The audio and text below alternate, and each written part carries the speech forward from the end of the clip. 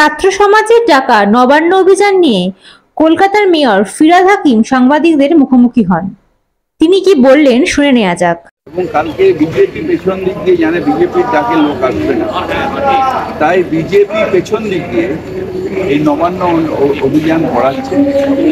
এবং আজকে আমি একটা পোস্ট দেখলাম, আমাদের ফাইন্যান্স মিনিস্টার তার একটা পোস্ট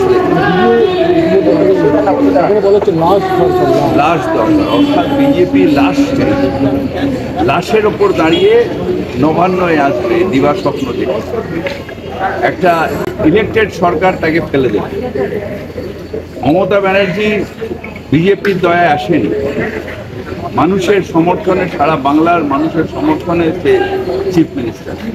তাকে ফেলে দিয়ে ব্যাকডোর থেকে বিজেপি চিফ মিনিস্টার হওয়ার যে দিবা স্বপ্ন দেখছে, সেটা মূর্খরা করে, ওরা মূর্খামি করছে। আজকে নবান্ন অভিযানে বিজেপির হয়তো কিছু কর্মী যাবে, স্টুডেন্টের নাম করে হঠাৎ বয়স কমিয়ে কিছু পুরো ধাম যাবে, কিন্তু নবান্ন অভিযান হবে না, এটা মানুষ বুঝতে পেরে।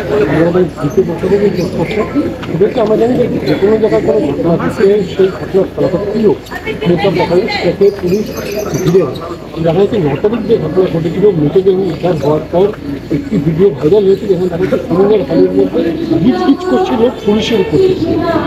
মানে ক্ষতিগ্রস্ত না, আমি যেটা দেখেছি, আমিও দেখেছি, ওই সময় ঢুকে গেছিল, কিন্তু তারপর যখন ফরেন্সিক আসার পরে পুরোটাকে ব্যারিকেডিং করে ওটাকে তালা দিয়ে সিল করে দেওয়া। সেই সময় অনেক সময় ঘটনা একটা ঘটলে কিছু কলেজের স্টুডেন্ট, কিছু যারা কাছাকাছি থাকে তারা একটা আগ্রহ নিয়ে আসে। আমার মনে হয় না যে প্লেস অফ অকারেন্সে পুলিশ সেটাকে ধরতে দিয়েছে, এবং আমি বিশ্বাস করি যে এই জঘন্য অপরাধের শাস্তি হবে। পুলিশ যেটা গ্রেপ্তার করেছিল তারপর থেকে কোনো প্রোগ্রেস করছে, এটা কোর্ট বিচার করা উচিত। পুলিশের হাত থেকে দিয়ে দেওয়া হলো, এটা তো কোর্টের একটা অদ্ভুত, তাদের সিবিআইয়ের প্রতি একটা কেন জানি না একটা আছে, বিশ্বাস আছে।